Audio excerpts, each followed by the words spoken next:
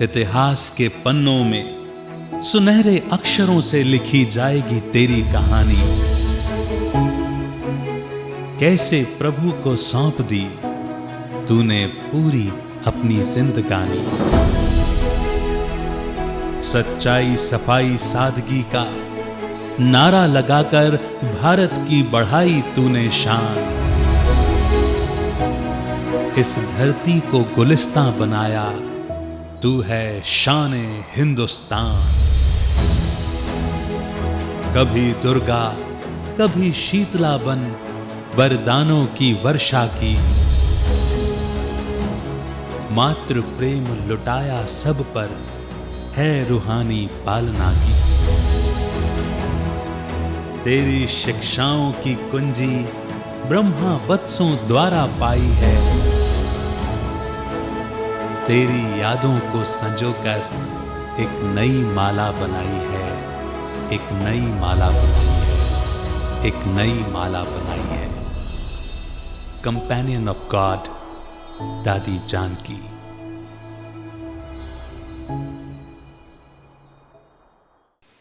सूर्य में प्रकाश तुम हो, वेदों का सार तुम हो। तुम ही हो आकाशवाणी, विद्वानों में तुम सबसे बुद्धिशाली।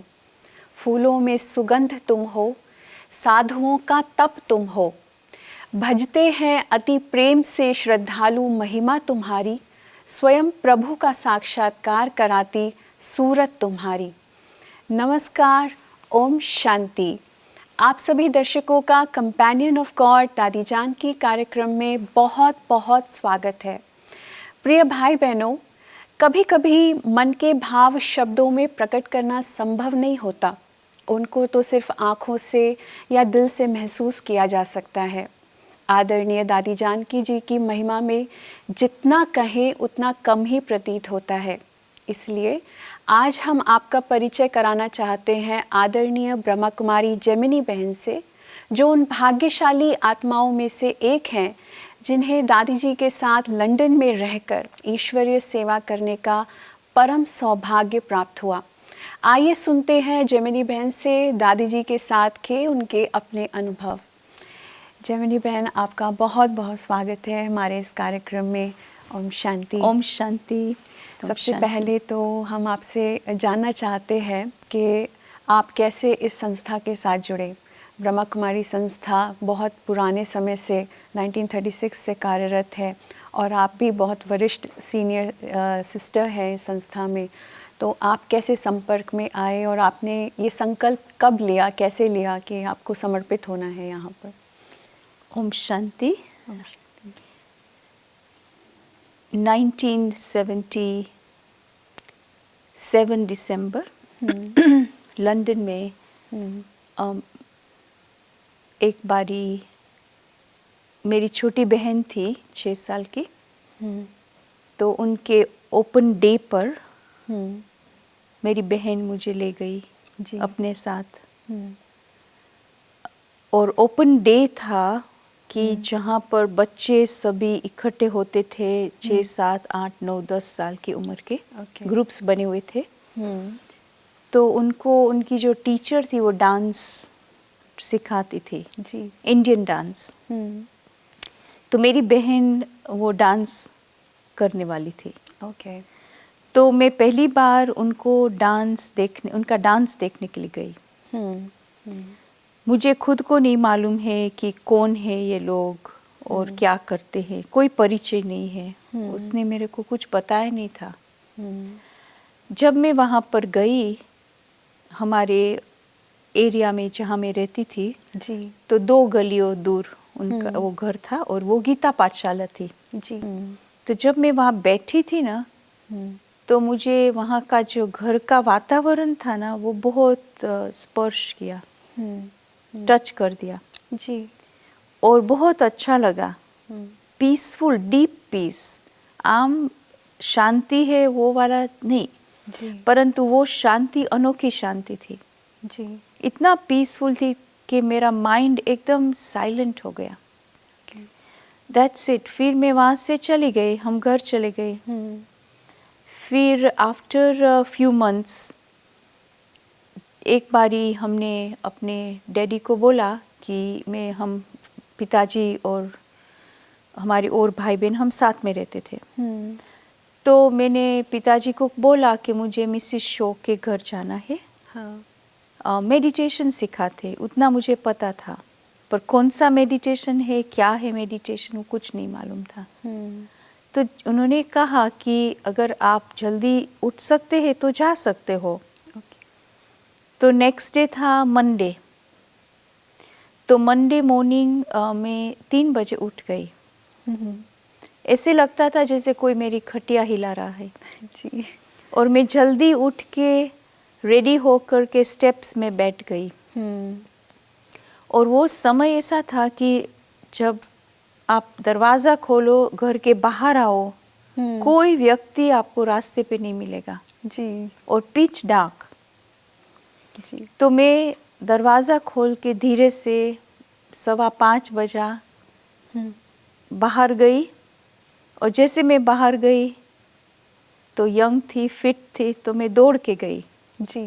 क्योंकि मैं अकेली थी, मुझे डर लग रहा था, जी। अंधियारा था। तो दौड़ के मैं फटाफट वहाँ चली गई, पहुँच गई 5-7 मिनट में। और जब मैं उनके घर के बाहर गई और मैंने देखा कि सब जो भी भाई बहन आ रही है, युगल आ रहे थे, मोस्टली युगल थे। तो वो ऊपर अपना जूता नीचे रख देते थे और ऊपर जा रहे थे स्टेयर्स पर। तो मैं भी उनको फॉलो किया। जब मैं ऊपर गई तो एक कमरे में ये जो बहन है वो गद्दी पर बैठी थी और योग करा रही थी, मेडिटेशन करा रही थी। बाकी सब भाई बहन बैठे थे। छोटा सा कमरा था और मैंने 1 सेकंड के लिए देखा मैं कहाँ बैठूं। मैं जाके सीधा ही उनके सामने नीचे पट पर बैठ गई। जी। Cross leg. रेड लाइट थी। हमने तो फर्स्ट टाइम ऐसा अनुभव किया है। परंतु मुझे कुछ स्ट्रेंज नहीं लगा। जी। ऐसे लगा मैं यहाँ पहले आई हूँ। और वो बहन सबको दृष्टि दे रही थी। वो बहुत पावरफुल स्टेज में थी। हाँ। उनकी विशेषता योग की जैसे प्रैक्टिस बहुत अच्छी थी उनकी। ये टेनिसन रोड की बात है? नहीं, ये है हमारे लोकल एरिया में, जहाँ 1 घंटा दूरी पर था टेनिसन रोड से। ओके। तो लोकल एरिया में गीता पाठशाला। जी। जी। जी। तो उन्होंने हमको दृष्टि देना शुरू किया। मैंने दृष्टि लिया। जैसे मैंने दृष्टि लिया मैं एकदम अशरीरी बन गई। जी।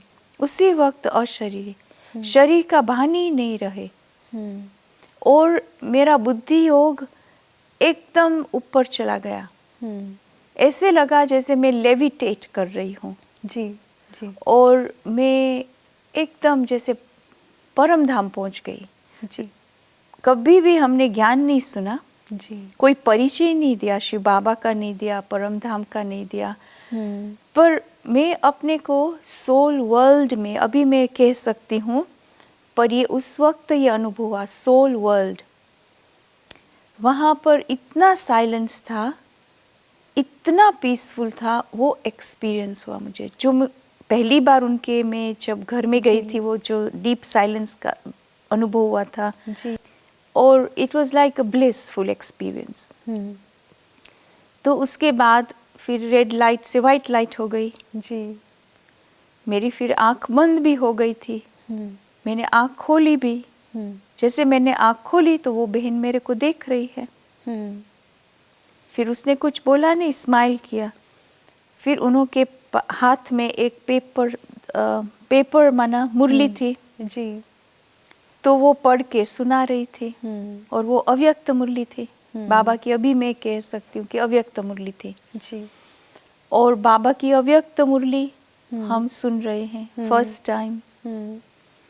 और मेरे को एक एक बाबा के महावाक्य ऐसे मैं सुनती हूँ जैसे मैंने पहले सुना है। तो मेरे दिमाग में जैसे पूरा रील घूम रहा है कि ये मैं पहले सुना है, मैं ऐसे पहले भी यहाँ ऐसे बैठी हूँ, ये माता को मैं पहचानती हूँ। पूरा जैसे आई वेंट बैक इन टाइम। और उसके बाद फिर मुझे सब कुछ जैसे अच्छा ही नहीं लगे।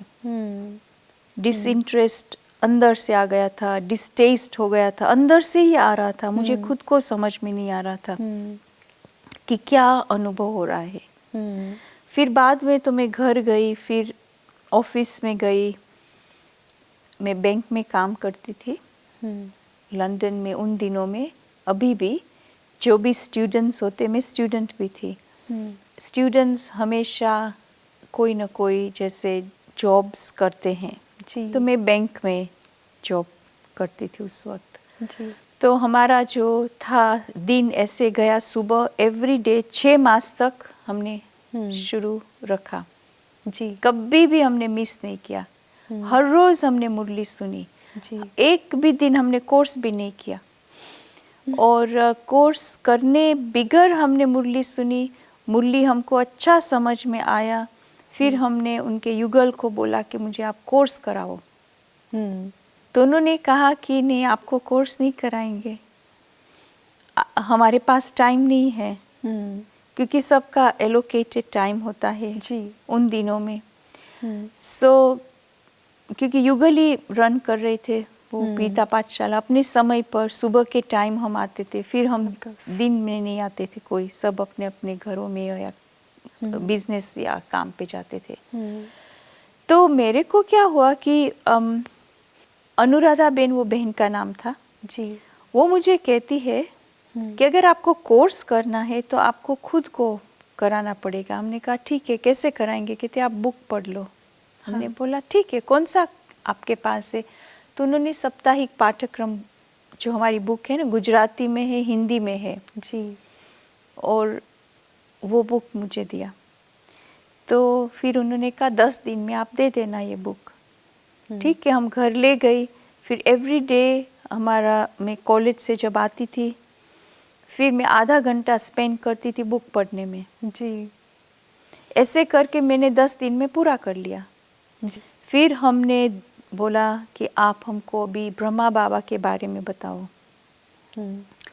तो अगेन टाइम का कंस्ट्रिक्शन है।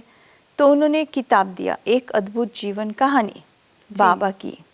गुजराती में है और हिंदी में है, तो गुजराती में दिया। जी, मैंने पढ़ लिया वो भी। और जैसे मैं वो किताब पढ़ती थी, I was really looking for every day ये कब मैं कॉलेज से घर जाऊँ और मैं पढूं।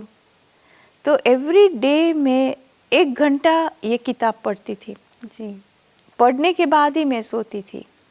ये मेरा रूटीन बन गया था।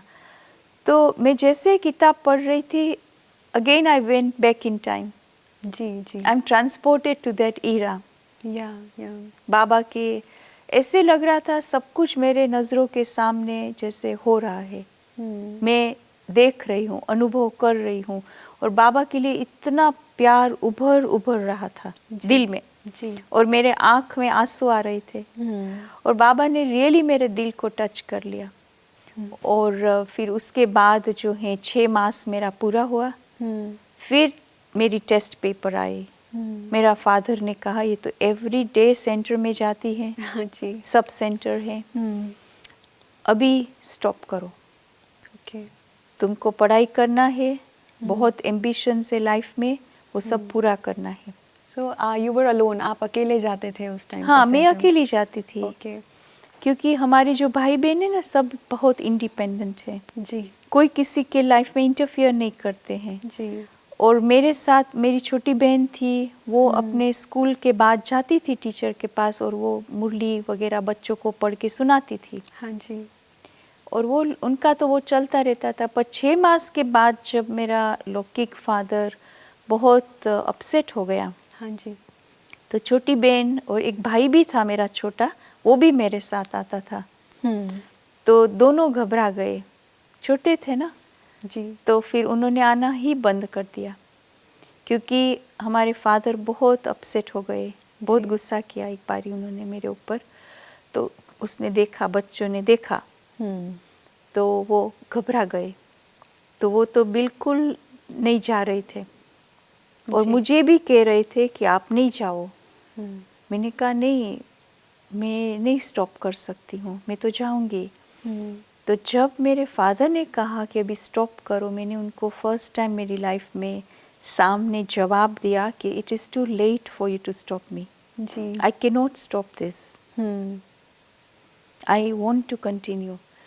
तो उसके बाद बहुत कुछ हुआ, लंबा स्टोरी है। जी, समर्पित होने का आपने कब सोचा? हाँ, फिर उसके बाद जो है हमने कभी सोचा नहीं समर्पित होने जी। का, परंतु पहले तो हमको निर्बंधन बनना था। दादी ने हमको बहुत हेल्प किया। नहीं, दादी जान की जैसे आपकी पहली मुलाकात कब हुई? तो हर संडे को हम दादी के पास जाते थे सेंटर पर, 1 घंटे की दूरी पर थी ड्राइव पर। जी, जी।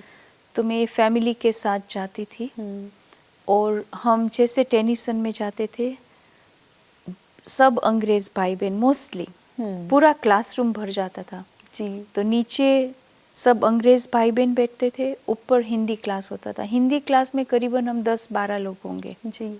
और दादी फ्लोर पर, हम सब फ्लोर पर बैठते थे बाबा के रूम में। दादी मुरली सुनाती थी। जी। और दादी को हमने पहली बार देखा टेनिसन रोड में, संडे के दिन जब हम क्लास में जाते हैं। बहुत पावरफुल वाइब्रेशन वो सेंटर का था। आप पाँव रखो, आप अशरीरी हो जाओ। दादी बहुत योग करती थी। जी। दादी की बहुत बड़ी विशेषता थी वहाँ पर। हम एकदम चार्ज्ड होकर के आते थे। मुझे लगता था ये एनर्जी मुझे पूरा वीक चलाती है। तो I got hook to it. जी। जी। तो मुझे बहुत अच्छा लगता था कि ये एनर्जी मुझे चार्ज कर रही है। और दादी ने हमने दादी को पहली बार टेनिसन रोड में जब क्लास में गई तभी देखा। और ख़ास करके जब दादी क्लास कराती थी, पहले हमारा 6:30 बजे क्लास होता था, फिर 7 बजे हम लोग सेपरेट होते थे मुरली के लिए।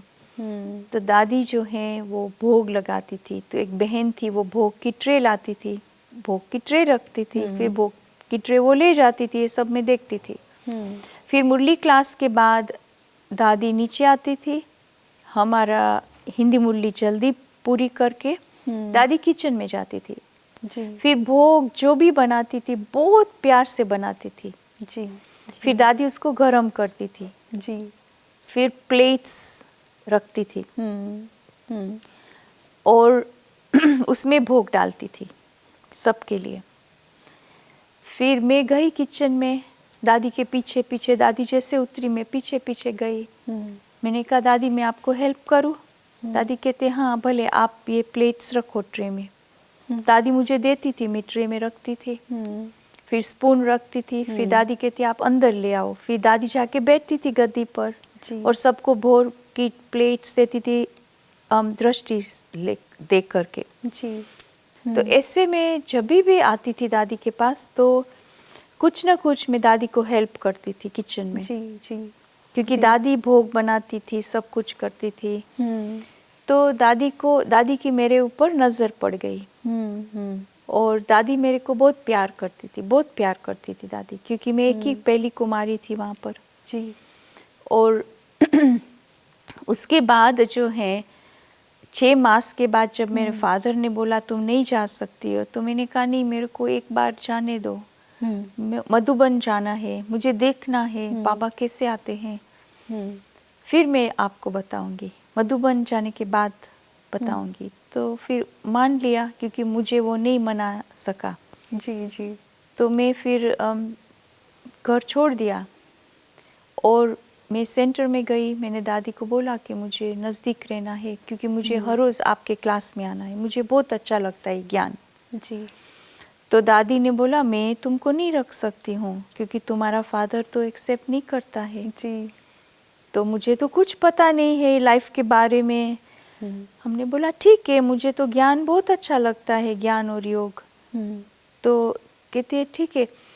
एक बहन है, वो आज कह रही थी कि उनको शेयर करना है रूम किसी के साथ, क्योंकि वहाँ सब कुछ बहुत एक्सपेंसिव होता है। जी। तो तुम उनके साथ शेयर करना उनका रूम। I said okay. तो हमको भेज दिया, एड्रेस दिया दादी ने। फिर हम उसका रूम देखने गए, फिर हमको पसंद आया। फिर हम उसके साथ शेयर कर रहे थे। पर मेरा पूरा शाम को जब मैं बैंक से आती थी तो मैं सेंटर में जाती थी, रात को सिर्फ सोने के लिए जाती थी। तो ऐसे मेरा 6 मास बीत गया। जी। मधुबन जाने का समय आया। फिर मैं मधुबन गई, जी पहली बार सुदेश बहन के साथ। जी मुझे लेके आई सुदेश बहन, हम 2 3 4 भाई बहन और भी थे। और पहली बार जब हम मधुबन में आए तो मेरे को तो बहुत रोना आया, it was a different experience, beautiful experience. और Yeah. मुझे पूरा स्मृति आ रही थी, सारी मेमोरीज आ रही थी। और इतना मेरे आँख में पानी आते रहे। और I don't know what to do with myself, क्योंकि कभी हमने ऐसा सुना नहीं है, किसी का एक्सपीरियंस भी नहीं सुना है। मुझे ये सब हो रहा है, मुझे समझ में नहीं आ रहा है। अभी तो बहुत कुछ है, हम लोग सुनते हैं, पर मेरा तो फर्स्ट टाइम एक्सपीरियंस है। तभी जगदीश भाई थे मधुबन में और दादी गुलजार थे। जी तो उन दिनों में हमको पहली बार कहते थे, जो पहली बार आते हैं ना रात्रि क्लास में, अनुभव सुनाना है। जी जी तो ऐसे ही हम आंगन में थे, तो जगदीश भाई हम सब से बात करते थे, तो जगदीश भाई ने मेरे से बात किया। हाँ जी तो मैंने पूरा अपना अनुभव सुनाया। जब मैं अनुभव सुनाती थी तो मेरा चेहरा एकदम खिल जाता था। बाबा का प्यार का अनुभव मैं सुनाती थी, उनको बहुत अच्छा लगता था। कहते आपको आज क्लास में सुनाना एक्सपीरियंस। तो दादी गुलजार और जगदीश भाई दोनों पीछे क्लास में हिस्ट्री हॉल में नीचे बैठे और मेरा अनुभव सुन रहे थे। जी। और मैं अनुभव सुना रही हूँ बहुत खुशी खुशी से, और आंसू भी बह रहे मेरे आँखों से। और वो भी सुन के उनको भी अच्छा ही लग रहा था। तो ये मेरा एक्सपीरियंस था। पर मैं जब मधुबन में फर्स्ट टाइम आई, उन दिनों में जब हम आते थे तो दीदी और दादी के पास जाते थे। तो सुदेश दीदी मुझे पहले दीदी के पास ले गई। हाँ तो दीदी के साथ मेरा इतना अच्छा कनेक्शन हो गया। दीदी मनमोहिनी के दीदी साथ। मनमोहिनी। जी तो मैं दीदी के साथ ट्रैवलिंग भी किया है, लच्छू बेन और दीदी के साथ। तो जी। दादी जान की हमेशा लंदन में जब हम लोग थे ना, तो दादी और दीदी का बहुत लेन देन होता था पत्रों के द्वारा। जी जी दीदी हमको नोट्स भेजती थी और दीदी की नोट्स दादी हमको पढ़ के सुनाती थी। मुरली की नोट्स, बहुत अच्छी मुरली नोट्स। पहले दिनों में मुरलियों में क्वेश्चन आंसर्स, एसेंस, ये सब नहीं था। जी 3 पेज की मुरली होती थी। फिर बाद में दीदी क्वेश्चन आंसर्स निकालती थी, सार निकालती थी, ये सब दीदी करती थी, धारणा पॉइंट्स। फिर दीदी ने राजू भाई को सिखाया। तो हमको दीदी ये सब लिख के भेजती थी। तो दीदी की नोट्स हमको बहुत अच्छी लगती थी। तो ये दीदी को हम फर्स्ट टाइम मिले। दीदी को मिल के ही हमको इतना got connected with her. I felt very close to her. So that was very beautiful. तो हर सुबह को हम लोग 6 बजे दीदी के कमरे में जाते थे। दीदी रेडी होती थी, दीदी दृष्टि देती थी, मुरली की कोई ना कोई बात पूछती थी और दीदी परख लेती थी जी कि इनकी बुद्धि कहाँ पर है। जी। और कोई भी बात होती थी दीदी सीधा बताती थी। That was really good. तो ये दीदी का, दादियों का, सबका आप जो रिलेशन था उसको आप कैसे एक्सप्रेस करेंगे? किस तरीके से उनका कम्युनिकेशन होता था, किस लेवल से होता था? इसी दादी जानकी का बहुत बड़ा दिल था। ओके, दादी ने भले मेरा फादर अग्री नहीं करता था, फिर भी दादी ने मेरे को अलाउ किया मधुबन जाने के लिए। जी मैंने कहा मैं जाके पहली बार देखूं, तो दादी ने मुझे अलाउ किया। जी। और दादी दीदी का नोट्स हम लोगों को पढ़ के सुनाती थी क्लास में। हाँ अलग क्लास होता था हिंदी वालों का, और उनमें सुनाती थी हमको नोट्स। और दादी दीदी के बारे में बहुत सुनाती थी और दादी के बारे में, दादी का सब के बारे में, जैसे भाऊ के बारे में, मम्मा के बारे में। बीच बीच में दादी हम लोगों को यज्ञ के साथ बहुत जोड़ती थी। हाँ तो हम अभी मधुबन भी नहीं आए हैं, परंतु हमारा जैसे जिगरी प्यार मधुबन के साथ जुट गया, दादियों के साथ जुट गया। जी।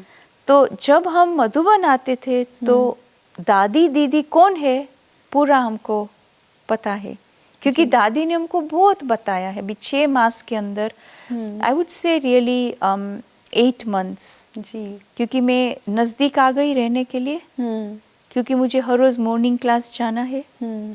कोई भी दादी का क्लास नहीं मिस करना है, ज्ञान की गहराई में जाना है। ये मेरा खुद अपने लिए इंटरेस्ट था। जी जी। तो ये सब कुछ दादी के साथ मेरा स्टडी का, दादी मेरी टीचर है। मैंने दादी को हमेशा टीचर के रूप में देखा। दादी लव और लॉ, हाँ, लवफुल ज़्यादा थी या लॉफुल ज़्यादा थी? मेरा अनुभव है दादी लवफुल बहुत थी और क्योंकि लवफुल कुछ के लोग कहते हैं कि दादी स्ट्रिक्ट भी थे, या बहुत स्ट्रिक्ट थी और ज्ञान को लेकर के कॉम्प्रोमाइज कभी नहीं करते थे। या दादी बहुत स्ट्रिक्ट थी, पर दादी बहुत लवफुल भी थी। दादी का मैंने प्यार बहुत अनुभव किया है, अभी भी प्यार का मैं बहुत फीलिंग कर, दादी मुझे बहुत प्यार दिया है दादी ने। और आप मुझे पूछेंगे कि कैसे प्यार दिया, मैं ये कहूँगी कि दादी हर बात में, शुरू में हर बात में दादी मेरे को याद करती थी। और मैं भी जब बैंक में काम करने जाती थी, मेरा ब्रेक टाइम होता था, ब्रेक टाइम में मैं कोई ना कोई ज्ञान की गहराई में जाना। सुदेश दीदी उस वक्त एडिनबरा स्कॉटलैंड में थी, नया सेंटर था जी। तो मेरा सुदेश बेन के साथ भी बहुत डीप कनेक्शन। तो मैं एवरीडे सुदेश बेन को फ़ोन करती हूँ कि आज की बाबा की जो मुरली है उसके ऊपर आप थोड़ा मुझे एक्सपांड करके समझाओ। तो हर मुरली को एक्सपांड करके सार रूप में आधा घंटा मुझे हर रोज़ फ़ोन पर क्लास कराती थी। ये मेरे ब्रेक टाइम में। जी। सब लोग बाहर जाते थे, मैं नहीं जाती थी, मैं ऑफिस में बैठती और मैं फ़ोन पर थी। जी। और मेरे सुदेश बहन मुझे क्लास कराती थी। तो ये मेरा डीप कनेक्शन, क्योंकि मुझे बहुत अच्छा लगता था ज्ञान, पर मुझे समझना था। जी। क्योंकि कई बातें मुझे समझ में नहीं आ रही थी, क्योंकि मेरे को अनुभव नहीं था। तो ये बात है। दूसरा बात कि दादी जो है मर्सी, दादी बहुत मर्सीफुल थी। अभी भी मैं कह सकती हूँ कि दादी की जो मर्सी है ना, उसका कोई हद नहीं है। She is like a goddess of mercy. जी। जी। मैंने उनको हमेशा इस रूप में देखा। दादी स्ट्रिक्ट थी, अपने साथ बहुत स्ट्रिक्ट थी। जहाँ पर जाना है टाइम से पहले पहुँचना है, सब कुछ जैसे पंक्चुअलिटी और एक्यूरेसी, सेल्फ डिसिप्लिन। बिल्कुल। जी। और हम तो दादी के साथ साथ थे। ये बात तो ऑफ कोर्स, आप लंदन में रहते तो ये बात तो आपको लानी ही पड़ेगी कैसे भी करके। जी। और हमने देखा कि आपका एक नेचर ही बनाना पड़ेगा, punctuality and accuracy and activeness. दादी एक्टिव बहुत थी। कोई भी बात होती थी दादी बोलती थी चलो मैं चली जाती। हम कहते नहीं दादी हम जा सकते हैं। दादी कभी भी हिचकती नहीं थी कि मैं ये बात मैं नहीं करूँ, ये करे। दादी हमेशा पहले कहेगी कि मुझे करना है। ठीक। तो बहुत इजी थी दादी हम लोग के साथ। जी। स्पेशली मैंने तो दादी का इजी नेचर का अनुभव किया है, तो वो nature has rubbed on me. और दूसरा मिलनसार बहुत थी दादी, फ्लेक्सिबल बहुत थी।